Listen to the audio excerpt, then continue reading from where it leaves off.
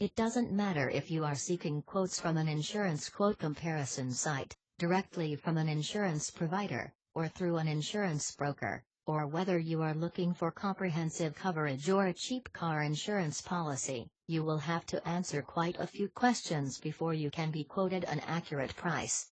No matter whom you are seeking a quote through, though, you should make sure that you have the information that you will need on hand before you apply. This can make the process go much more smoothly than if you have to scramble for the answer to each question. Information about you. You will need to provide all of the details of your driver's license, including the type of license that you have, how long you have held it, and information on any points that might still be on your license.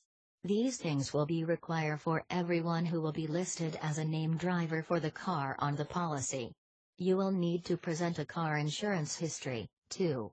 This includes complete records of any claims that you have ever had to make, how much or no claims discount amounts to, and all insurance company names that can verify this information.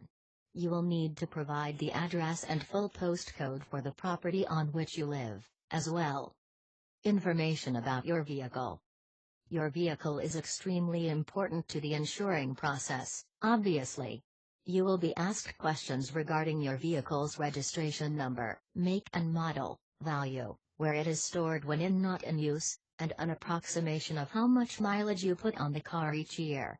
You will also need to tell the insurance provider what the purpose of your car is, such as whether it is strictly for social activities, commuting to work, domestic uses, a work vehicle, or if it is used for all of these things. No matter what you do, don't lie or stretch the truth. In the event that you need to file a claim for repairs or replacement of your vehicle, if your insurance provider discovers that the information you provided them with is not the complete truth, your entire policy could be invalidated. Legal requirements. By law, any car that is more than 3 years old has to successfully pass an MO test, and you have to have a certificate to verify that it passed.